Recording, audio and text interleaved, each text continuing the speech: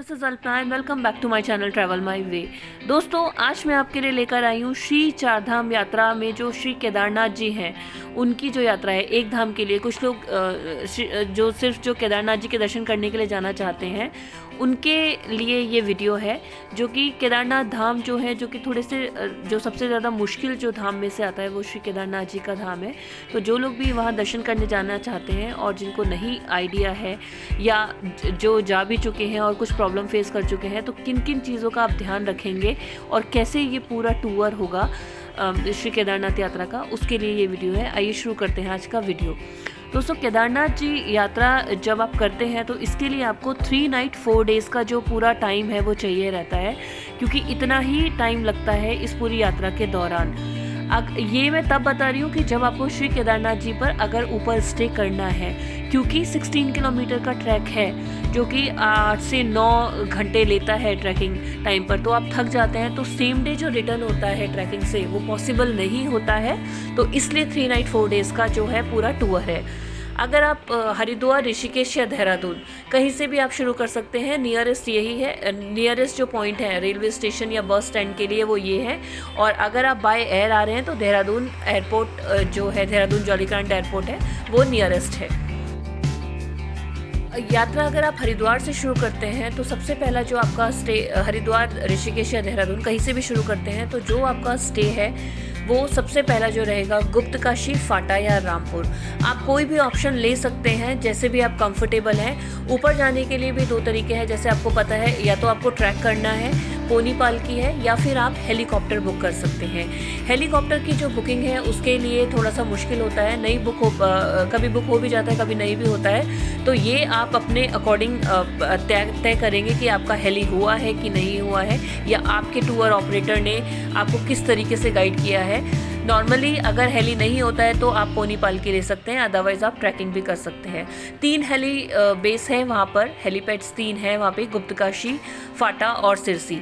तो जहाँ पर भी अगर आपका हेलीकॉप्टर हो चुका है तो आप उसके नियरेस्ट स्टे ले सकते हैं। और अगर नहीं हुआ है तो सोनप्रयाग से आपको ट्रैकिंग करनी है, या पोनी पालकी भी चाहिए तो वो उसके लिए भी आपको गौरीकुंड से ही आपको पोनी पालकी मिलेगी। तो आप ये डिसाइड करेंगे। आपके पास 3 ऑप्शन है रुकने के लिए, रामपुर, फाटा, गुप्तकाशी। जहाँ पर भी आप कंफर्टेबल है वहाँ पर स्टे करेंगे।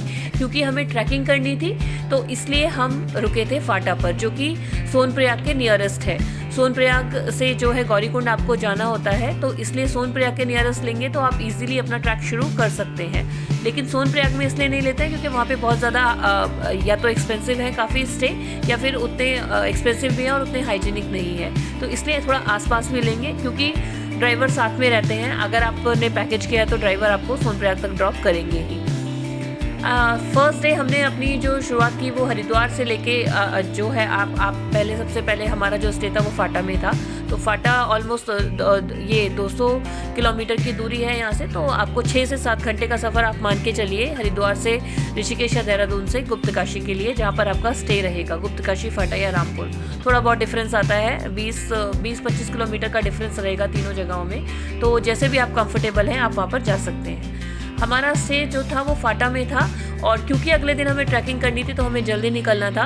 और अगले दिन हम जब सेकेंड डे शुरू हुआ तो हम निकले अपना ट्रैकिंग के लिए, क्योंकि हमें जल्दी ट्रैकिंग करनी थी। और कुछ हमारे जो ग्रुप में थे सीनियर सिटीजन थे, तो और मई जून का टाइम है, जैसे दोस्तों मैंने आपको बताया, तो पोनी पालकी भी काफ़ी बिजी रहते हैं। तो अगर आपको ब्रेकफास्ट स्किप करना पड़ रहा है तो आप वो कीजिए, क्योंकि आपको ट्रैकिंग पॉइंट पर जल्दी पहुँचना है, जिससे कि आपको पोनी पालकी आसानी से मिल सके। तो ड्राइवर जो थे उन्होंने हमें सोनप्रयाग में ड्रॉप किया। सोनप्रयाग से गौरीकुंड का जो डिस्टेंस है वो लगभग 5-6 किलोमीटर का है, जहाँ पर आपको शेयरिंग कैब मिलेंगे, और शेयरिंग कैब से आप पहुँचते हैं गौरीकुंड से।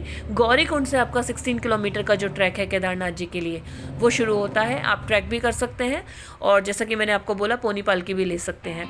तो पोनी पालकी कुछ हमारे ग्रुप में से जो सीनियर्स थे उन्होंने ली थी, बाकी हमने ट्रैक किया था। तो ट्रैकिंग पे ऑलमोस्ट जाता है 8 से 9 घंटा, इतना आप मान के ही चलिए। और जो पोनी पालकी है वो एक घंटा कम आप समझ के चलिए। लेकिन क्योंकि उन लोग को थोड़ा सा प्रैक्टिस होता है तो 1-1.5 घंटे का डिफरेंस आता है, ज़्यादा डिफरेंस नहीं आता। तो आप उसी हिसाब से ऊपर पहुँचेंगे। तो पहुँचते पहुँचते ऑलमोस्ट हमें रात हो गई थी। ऊपर रुकने के भी 2 ऑप्शन हैं। गवर्नमेंट के टेंट्स हैं, GMVN के टेंट जो गढ़वाल विकास मंडल के टेंट्स हैं, और एक हमें स्टे चाहिए था बिल्कुल मंदिर के पास में।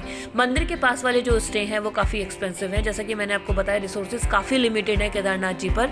तो बट हमारा जो रिक्वायरमेंट था वो यही था कि हमें मंदिर के पास का स्टे चाहिए। तो हमने अपने टूर ऑपरेटर से ये रिक्वायरमेंट बोली थी, तो उन्होंने हमें बिल्कुल मंदिर के पास ही स्टे दिया था। थोड़ा एक्सपेंसिव था, लेकिन क्योंकि आपको थोड़ा सा मंदिर के पास होना होता है और थोड़ा सा हाइजीन के लिए भी मैं बोलूँगी, तो इसलिए वो मंदिर के पास ही हमने लिया था।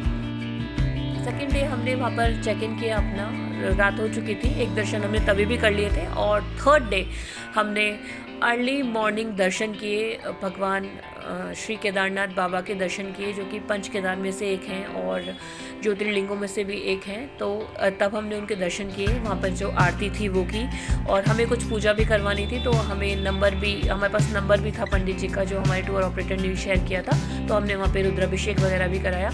उसके बाद करने के बाद हमें वापस आना था सोनप्रयाग।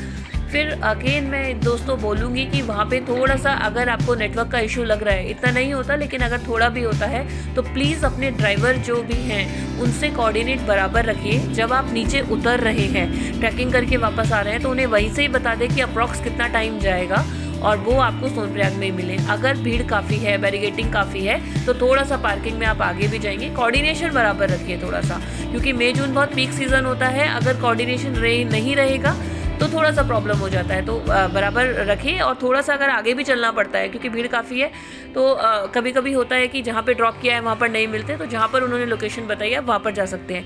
ये मैं आपको इसलिए बता रही हूँ कि बाद में हम एक्सपेक्ट करते हैं कि हम आराम से पहुँच जाएंगे नीचे और हमें वहीं मिलेगा, ऐसा नहीं होता है। नीचे का भी थोड़ा सा चेंज हो जाता है भीड़ के अकॉर्डिंग, पुलिस आगे पीछे कर देती है पार्किंग में। तो ये थोड़ा सा आप ध्यान रखेंगे। थोड़ा सा अगर प्रॉब्लम भी आता है तो प्लीज़ उसको टॉलरेट कर लीजिए, क्योंकि आप जहाँ पर जा रहे हैं वो एरिया हिल्स पर जाकर आप देखेंगे तो आपको लगेगा कि हाँ ठीक है, एडजस्ट करना चाहिए। जो भी मिल रहा है काफ़ी ज़्यादा है, क्योंकि रिसोर्सेज बहुत ज़्यादा लिमिटेड हैं। उसके बाद वो हमें अच्छी सुविधाएं देते हैं सिर्फ दर्शन करने के लिए, तो हमें उनको थोड़ा सा हमें ग्रेटफुल होना चाहिए।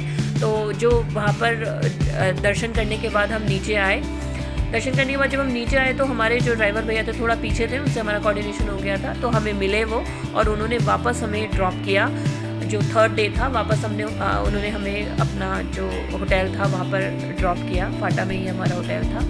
ये था हमारा थर्ड डे, और हमारे दर्शन बहुत अच्छे हुए बाबा के, आराम से दर्शन हुए हमारे। थोड़ा भीड़ भी थी, काफ़ी थी, लेकिन क्योंकि प्लान था सब कुछ तो इतना मुश्किल नहीं था। ऊपर भी स्टे हमने ऑलरेडी ले लिया था, लेकिन हाँ अगर आप डायरेक्ट जाकर बुक करने का सोच रहे हैं, सॉरी गाइज नहीं मिलता है, और मिलता भी है तो बहुत ज़्यादा एक्सपेंसिव होता है। वो फिर कुछ भी मिलता है वहाँ पे जाके, थोड़ा सा प्लान करके चलेंगे ऊपर श्री केदारनाथ जी के लिए। GMVN के टेंट है वो आप ऑनलाइन बुक कर सकते हैं, वो 1 किलोमीटर पीछे मिलेंगे। ग्राउंड बेडिंग भी है वहाँ पे, और जो भी मतलब उस टाइम पर अवेलेबल होगा आपको ऑनलाइन दिख जाएगा वो, तो आप अपने अकॉर्डिंग बुक कर सकते हैं। उसके बाद थर्ड डे हमारा कंप्लीट होता है दर्शन के लिए। फोर्थ डे हम लोग ब्रेकफास्ट करके निकले अपना दर्शन करके, और हरिद्वार से क्योंकि हमें हरिद्वार वापस आना था, और हम अपने दर्शन करके वापस फाटा से हरिद्वार की तरफ आ गए। तो ये हमारी जो कंफर्टेबल जर्नी 3 नाइट 4 डेज़ की थी, मंदिर के पास हमने स्टे लिया था। तो ये थोड़ी सी चीज़ें आप ध्यान रखेंगे। कंफर्टेबल वेयर जो भी है, कंफर्टेबल शूज़ आपके बहुत कंफर्टेबल होने चाहिए, क्योंकि जो भी ट्रैकिंग करने जा रहे हैं, ट्रैकिंग में थोड़ा सा टाइम लगता है, तो वो ध्यान रखें। अगर कोई स्पेसिफिक मेडिसिन है आपकी तो वो साथ लेकर चलें, क्योंकि काफ़ी हाइट पर जा रहे हैं। ये सब चीज़ों का ध्यान रखें, और मैं बोलूँगी प्री बुकिंग करा कर चलें अगर ऊपर केदारनाथ मंदिर पर चाहिए, स्पेशली जो ट्रैकिंग करने जा रहे हैं। अगर हेली है, सेम डे रिटर्न है, तो कोई प्रॉब्लम नहीं है, तो आप 2 नाइट 3 डेज़ में भी ये पैकेज पूरा कर सकते हैं, क्योंकि सेम डे रिटर्न हो जाएगा। लेकिन अगर आपको रुकना है, रुकने का थोड़ा सा बंदोबस्त कर चलें, ऊपर थोड़ा सा प्रॉब्लम है। को बताया कि मई जून के पीक सीज़न में भी उन्होंने हमें, जो ट्रैवल ऑपरेटर हैं उन्होंने हमें पैकेज दे दिया, मीन्स ऊपर स्टे अवेलेबल करा दिया था। तो आप बिल्कुल बेसिक, लेकिन फिर भी बाबा के पास था, तो हमारा जो यात्रा जो दर्शन करना था वो थोड़ा सा ईजी हो गया। तो नंबर डिस्क्रिप्शन में है, इन केस अगर आपको लगता है कि आपको कुछ इन्फॉर्मेशन चाहिए या कोई क्वेश्चन है तो आप उन्हें कॉल कर सकते हैं। किसी भी तरीके से जो भी है वो आपको हेल्प करने के लिए डेफिनेटली आपका हेल्प करेंगे। काफ़ी ज़्यादा उनको नॉलेज है, क्योंकि लोकल टूर ऑपरेटर हैं, ऑथेंटिक हैं, गवर्नमेंट ऑथोराइज्ड हैं, तो नॉलेज काफ़ी रखते हैं, आप उनसे कॉल कर सकते हैं, नंबर डिस्क्रिप्शन में है। इन केस अगर कोई और भी डाउट है तो भी वो आप क्लियर कर सकते हैं उनसे। ऐसे ही अपडेटेड वीडियोज़ के साथ आती रहूँगी। 4 धाम की वीडियो, 2 धाम की, केदारनाथ जी की, सारी अपडेटेड हैं चैनल पर। अगर आपको कोई भी कन्फ्यूजन है, आप हमें यहाँ पर कोई मैसेज भी कर सकते हैं और डायरेक्ट उनको कॉल भी कर सकते हैं। Thank you so much. ऐसे ही अपडेटेड वीडियोज़ के साथ आती रहूँगी। हर हर महादेव।